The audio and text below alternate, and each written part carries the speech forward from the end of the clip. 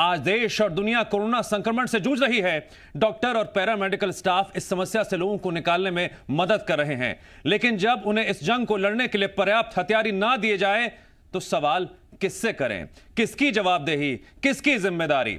बड़ी खबर Shahdol medical college से आज सामने आई, जहां करीब 12 घंटे में ही 12 मरीजों ने दम तोड़ दिया। दरअसल मेडिकल कॉलेज में कोरोना मरीजों का इलाज चल रहा था। बीती रात करीब 10 बजे से लगभग 12 घंटे में 12 मरीजों की मौत हो गई। परिजनों का आरोप है उनके मरीज की तबीयत रात तक ठीक थी, लेकिन सुबह उन्हें मौत की खबर दे दी गई। उनका यह भी कहना है कि उन्हें पता चला कि रात में ऑक्सीजन खत्म हो गई थी, जिसकी वजह से मरीजों की मौत हो गई। डीन मेडिकल कॉलेज के बयान की बात करें, अपर कलेक्टर के बयान की बात करें, बयानों में विरोधाभास है। जिम्मेदारी और जवाबदेही किसकी? सबसे अहम बात तो यह भी निकलकर सामने आती है कि स्वास्थ्य मंत्री जब यह बयान देते हैं कि डीन से उनकी फोन पर बात हुई है, ऑक्सीजन की कमी से मौत नहीं हुई है, जांच की बात भी कहते हैं। इस बयान में भी विरोधाभास नजर आता है। अपर कलेक्टर कहते हैं जानकारी जिन्होंने दी है उसके तहत अब देखना बेहद अहम होगा जांच में क्या निकलकर सामने आता है। 12 बजे तक 12 बजे के बाद हम लोग खाना पीना खिला के अच्छे से सुला पड़ा के गए हैं। उसके बाद यानी जब सुबह 6 बजे पता चला कि वो सब डेड हो गई, तो हमने गार्ड से पूछा तो बोले रात में सिलेंडर खत्म हो गया था। रात हुआ है कल तक, वही है आज पता नहीं, रातों रात लापरवाही का है, लापरवाही से हुआ है, कल तक अच्छा रहा। शहडोल मेडिकल कॉलेज में करीब 12 घंटे में ही 12 मरीजों ने दम तोड़ दिया। इस मामले में अधिकारी ये तो मान रहे हैं कि कल कॉलेज में ऑक्सीजन का प्रेशर कम हुआ, लेकिन ऑक्सीजन की कमी से मरीजों की मौत की खबर से इनकार कर रहे हैं। उनका तर्क है मरीजों की हालत पहले से ही गंभीर थी।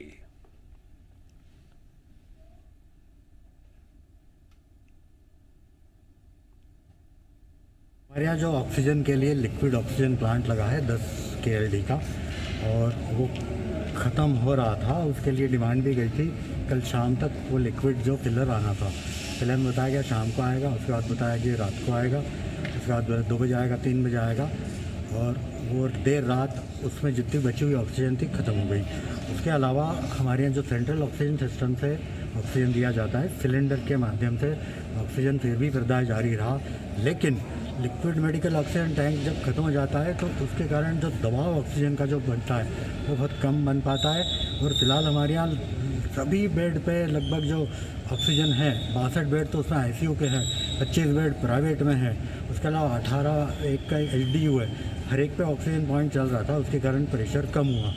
ICU में 62 सीरियस मरीज है। ऐसा नहीं है कि ऑक्सीजन की कमी है, ऑक्सीजन पर्याप्त मात्रा में है, पर कुछ प्रेशर डाउन होने की शिकायत जरूर आई। सिलेंडर्स के माध्यम से, LMO के माध्यम से लगातार ऑक्सीजन सप्लाई की जा रही है। थोड़ा पैनिक क्रिएट हो जाता है पेशेंट में, इसलिए इस टाइप की खबरें आती हैं। बट जो डेथ्स 12 डेथ्स हुई और डेथ हुई है वो मतलब नॉर्मल, पेशेंट ज़्यादा हैं, जो क्रिटिकल है वो ज़्यादा है, डॉक्टर अपना पूरा योगदान दे रहे हैं। तो आपने सुने ये 2 बयान, कितना विरोधाभास है। और अब जांच की बात कही जा रही है, लेकिन GMPCG इस घटना को लेकर बेहद गंभीर सवाल सिस्टम के सामने रख रहा है। सबसे अहम सवाल, शहडोल में 12 मरीज की मौत का जिम्मेदार कौन? ऑक्सीजन की कमी से मौत का सिलसिला कब थमेगा? पहले जबलपुर और अब शहडोल। तीसरा अहम सवाल, वक्त रहते ऑक्सीजन का इंतजाम क्यों नहीं किया गया? मॉनिटरिंग कौन कर रहा था? किसकी जिम्मेदारी है? सवाल यह भी कि ऑक्सीजन का प्रेशर क्यों कम हुआ? अगर वक्त रहते ये तमाम जो मापदंड तय हैं उनके आधार पर पहले ही जांच कर ली गई होती तो ये नौबत क्या आती? क्या शहडोल मेडिकल कॉलेज में कथित तौर पर ऑक्सीजन की कमी से मरीजों की मौत पर सियासत भी शुरू हो गई है। पूर्व CM कमलनाथ ने ट्वीट कर प्रदेश सरकार पर सवाल उठाए। उन्होंने लिखा, अब शहडोल में ऑक्सीजन की कमी से मौतों की खबर, भोपाल, इंदौर, उज्जैन, सागर में ऑक्सीजन की कमी से मौतों के बाद भी सरकार नहीं जागी। कमलनाथ ने सवाल उठाया, आखिर कब तक प्रदेश में ऑक्सीजन की कमी से यूं ही मौतें होती रहेंगी? कमलनाथ ने प्रदेश सरकार पर ऑक्सीजन की सप्लाई को लेकर झूठे आंकड़े देने का आरोप लगाया। कमलनाथ का आरोप है रेमडेसिविर इंजेक्शन की भी यही स्थिति है। सरकार के बयानों में और आंकड़ों में ही ऑक्सीजन और रेमडेसिविर उपलब्ध है। शहडोल मेडिकल कॉलेज में 12 मरीजों की मौत की जांच होगी। चिकित्सा शिक्षा मंत्री विश्वास सारंग ने कहा कि मामले की जांच के लिए कमेटी गठित की गई है। हालांकि वो जांच से पहले ही अस्पताल को क्लीन चिट देते हुए भी नजर आए। विश्वास सारंग ने कहा उनकी शहडोल प्रशासन और डीन से बात हुई। उन्हें अधिकारियों ने बताया कि मरीजों की हालत गंभीर थी और ऑक्सीजन की कमी से किसी की मौत नहीं हुई। उन्होंने कहा कि अभी भी वहां पर वेंटिलेटर पर मरीज हैं। अगर ऑक्सीजन की कमी से किसी की मौत होती तो बाकी वेंटिलेटर पर जो मरीज है उनकी तबीयत भी बिगड़ सकती थी। उन्होंने कहा कि जिनकी मौत हुई है उनकी हालत गंभीर थी। उन्होंने कहा कि ऑक्सीजन की कमी है, ऑक्सीजन बंद होने के कारण किसी की मौत नहीं हुई। प्रशासन से और डीन से हमारी बात हुई। उनका कहना है ऑक्सीजन की कमी के कारण ही ऑक्सीजन से किसी की मृत्यु नहीं हुई है। जिनकी मृत्यु हुई है उनकी क्रिटिकल कंडीशन थी। ऑक्सीजन की कमी के कारण या ऑक्सीजन बंद होने के कारण किसी की मृत्यु नहीं हुई है, पर तो भी क्योंकि ये मामला आया तो इसकी जांच करवाई जाएगी। जांच की बात कही जा रही है, लेकिन नतीजा कब निकलकर सामने आएगा, किसकी जिम्मेदारी, किसकी जवाबदेही, हम चर्चा भी करेंगे और सवाल भी पूछेंगे। हमारे साथ खास मेहमान जुड़ने जा रहे हैं। हमारे साथ बीजेपी सांसद शंकर लालवानी जुड़ गए हैं। शंकर लालवानी जी, मैं आपका स्वागत तो कर रहा हूं, लेकिन मध्य प्रदेश के अलग अलग जिलों से जो तस्वीरें सामने आ रही हैं वो डराने वाली है, वो चिंता में डालने वाली है। जिस तरह से शहडोल में 12 लोगों की मौत हुई, उसके बाद मंत्री विश्वास सारंग ये कहते हैं कि डीन से उनकी फोन पर बातचीत हुई थी। एक तरफ जांच की बात भी कहते हैं और उससे पहले वो क्लीन चिट भी दे देते हैं।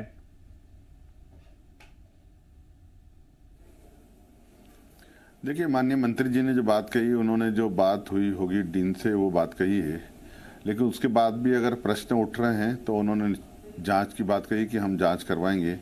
तो उन्होंने अपनी बात इसलिए कही कि उन्होंने पहले बात की कि क्या स्थिति है, क्यों हुआ, कैसे हुआ, जो बातें आ रही है उसके संबंध में उन्होंने बात की और वो उन्होंने बताया। पर जब प्रश्न सामने आया कि इस प्रकार लगता है कि इस कारण से हुई होगी, जो प्रश्न मीडिया में और बाकी जगह आ रहे हैं, तो उन्होंने उसके लिए जांच कमेटी बिठाई है। ठीक है, हमारे साथ एक और मान जुड़ गए हैं, चौधरी राकेश सिंह जी। आप पूर्व मंत्री हैं। चौधरी राकेश सिंह जी, मैं आपका भी स्वागत करता हूं। सर, जनता डरी हुई है, जनता सहमी हुई है और खासकर मरीज के परिजन जब अस्पताल में इलाज कराने के लिए अपने परिजनों को ले जा रहे हैं, उन्हें जब यह खबर मिलती है कि मौत हो गई, तमाम तरह की वजह निकलकर सामने आती है, पहले जबलपुर और अब शहडोल, और किसकी जिम्मेदारी, किसकी जवाबदेही? भाई, दूसरा कोरोना का जो स्पेल शुरू हुआ है उसके बीच का जो पीरियड मिला सरकार उसमें सारी व्यवस्थाएं कर सकती थी। माननीय मुख्यमंत्री जी, शुरू में तो मुझे स्टेटमेंट याद है कि घबराने की जरूरत नहीं है, ये तो नजला और जुकाम है मामूली। फिर उन्होंने कहा कि हम दवाओं की व्यवस्था नहीं करेंगे, दवाएं स्वयं मरीज खरीदें कोरोना की। फिर बीच में स्टेटमेंट उनका ये आया कि मेरे पास ऑक्सीजन हम स्वयं पैदा करने की काम कर रहे हैं और स्वयं सक्षम हो जाएंगे ऑक्सीजन पैदा करने में मध्य प्रदेश में ही। और मैं कल ही चिकित्सा शिक्षा मंत्री विश्वास सारंग जी का बयान सुन रहा था कि हमारे पास पर्याप्त ऑक्सीजन व्यवस्था है। देखिए, ऑक्सीजन से आदमी सरवाइव कर सकता है और अगर ऑक्सीजन नहीं मिलेगी कोरोना पीड़ित को तो उसकी मृत्यु निश्चित रूप से हो ही जाना है। वेंटिलेटर हटेगा, ऑक्सीजन हटेगी। भाई हितेश वाजपेयी जी डॉक्टर हैं, स्वयं भी जानते हैं। लेकिन ये जो परिस्थिति निर्मित हो रही है वो सरकार का फेलुअर है। कोई कहे कि ये मत कहो कि सरकार का फेलुअर है। भाई, सरकार आपके हाथ में है, सत्ता आपके हाथ में, व्यवस्थाएं आपको जुटाना है। कोई लेमैन व्यवस्थाएं जुटाएगा क्या? जो व्यवस्थाएं शिवराज सिंह को जुटाना है, सरकार को जुटाना है। और अगर ये भयावह स्थिति इंदौर में, जबलपुर में, शहडोल में हो रही है और कमोबेश सभी शहरों में है, मैं आपको निवेदन करूं, हर शहर में ऑक्सीजन की कमी है, हर शहर में मरीज परेशान है। ऐसी स्थिति में मैं समझता हूं मध्य प्रदेश सरकार से उसकी लापरवाही के कारण वो लगे हुए हैं, कहीं बंगाल चुनाव में, कहीं दमोह चुनाव में, उनको इस प्रदेश की जनता की परवाह नहीं है। और इस समय मध्य प्रदेश में बहुत भयावह स्थिति है, लोग रोज मर रहे हैं, आए दिन मर रहे हैं। और ये शहडोल वाला वाकया देखते तो दिल दहल गया हम लोगों का कि भविष्य क्या होने वाला है। ठीक है, शंकर लालवानी जी, मैं पूरी जिम्मेदारी के साथ आपसे सवाल करना चाहता हूं। सर, जब जनता बयानों को सुनती होगी, समझती होगी, तो क्या उसके जहन में नहीं आता होगा कि सिर्फ और सिर्फ आश्वासन के भरोसे ही इलाज होगा, सिर्फ वादों और दावों पर ही सब समस्याएं सॉल्व हो जाएंगी? अपर कलेक्टर को हम सुनते हैं, हम डीन को सुनते हैं, विरोधाभास बयान में देखने को मिलता है। और उसके बाद जब चिकित्सा मंत्री प्रेस कॉन्फ्रेंस का जानकारी देते हैं कि फोन पर बातचीत हुई थी, ऑक्सीजन की कमी से मौत नहीं हुई थी।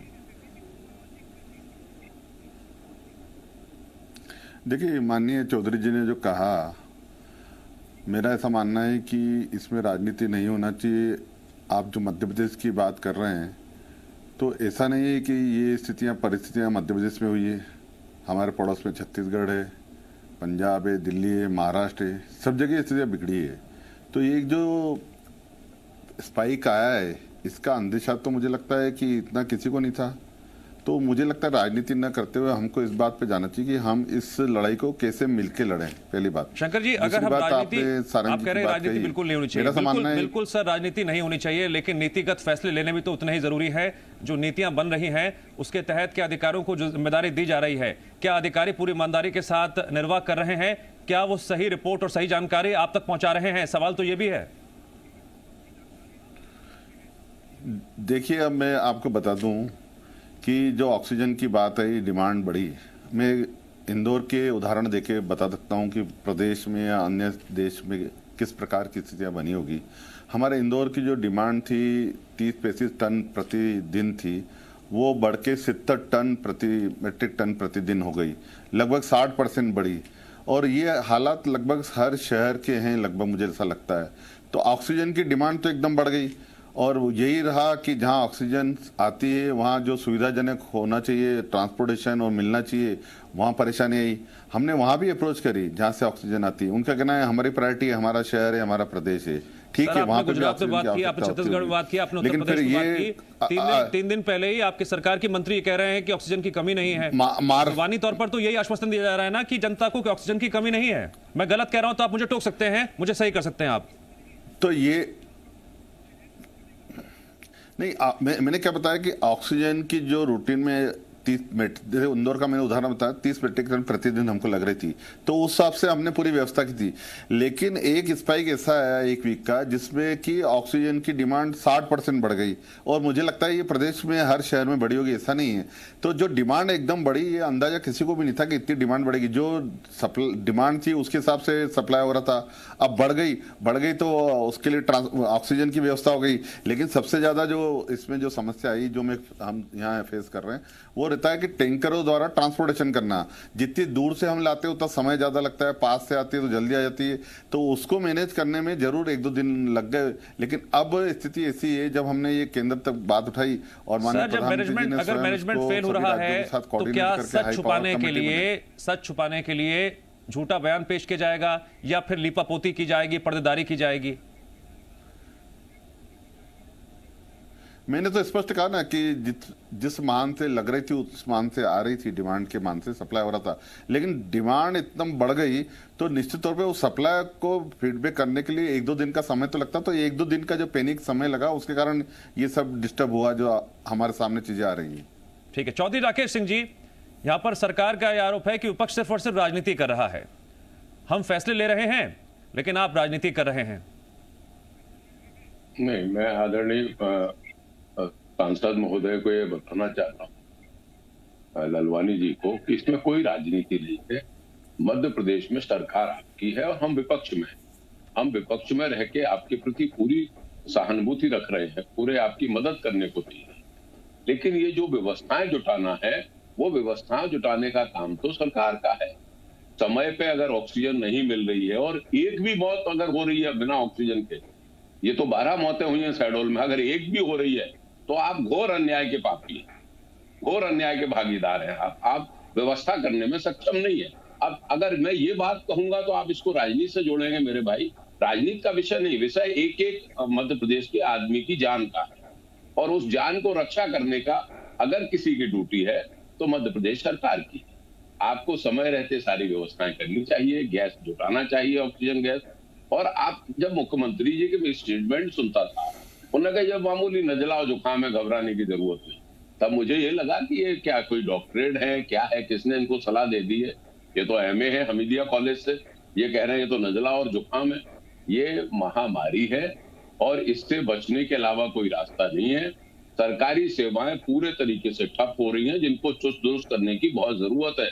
हम ऑक्सीजन जैसी चीज, दवा तो छोड़िए, वो इंजेक्शन तो हम उपलब्ध करा ही नहीं पा रहे, चोरी हो रहे हैं, सरकारी हॉस्पिटल से चोरी हो रहे हैं। आप बताइए कौन है जो चोरी करने वाले लोग हैं? वो कहीं ना कहीं राजनीतिक संरक्षण प्राप्त है, सत्ता के लोग जो इतनी बड़ी हिमाकत कर रहे हैं। चाहे इंदौर में ठीक है नकली चौधरी राकेश बिक्री सिंह जी, हो, चाहे- हमीदिया की जो बात कर रहे हैं उस मामले पर हम बाद में बात करेंगे, लेकिन इसी विषय पर बात करना बहुत जरूरी है तथ्यों के साथ। शंकर लालवानी जी, मेरा आपसे एक और सवाल है। कमिश्नर ने दौरा किया था शेड्यूल मेडिकल कॉलेज का, बाकायदा दौरा किया था, उस वक्त उनके साथ डीन मौजूद थे, तमाम अधिकारी मौजूद थे। वहां पर जो सुरक्षा व्यवस्था थी उसको लेकर चाक चौबंद व्यवस्था के दावे किए गए थे, लेकिन लिक्विड ऑक्सीजन की कमी है इसको लेकर जानकारी नहीं दी गई थी। तो क्या यह माना जाए कि या तो मॉनिटरिंग सही दिशा में नहीं हो रही है, सही स्थिति में नहीं हो रही है, और अगर हो रही है तो सही जानकारी जो हायरार्की बताई जानी चाहिए वो नहीं बताई जाती है, और जब इस तरह के मामले सामने आते हैं तो फिर पूरा सिस्टम घिरा हुआ नजर आता है। क्या बताएं, क्या नहीं बताएं, क्या छुपाएं, कुछ समझ में नहीं आता। देखिए, अगर इस प्रकार की कुछ बातें हैं और माननीय मंत्री जी ने कहा है जांच करने के लिए, जांच में दूध का दूध पानी का पानी आ जाएगा। अगर कोई दोषी होगा तो उसके ऊपर बिल्कुल कार्रवाई होना भी चाहिए। सर, मैं एक और ईमानदारी से सवाल पूछना चाहता हूं आपसे। ये कोई लूटपाट चोरी घटना तो है नहीं? इन्वेस्टिगेशन उस स्तर तक होगी कि इसमें एक आईओ नियुक्त किया जाएगा, उसके बाद फिर बयान लिए जाएंगे। सर, कितनी देर लगती है जांच में सर?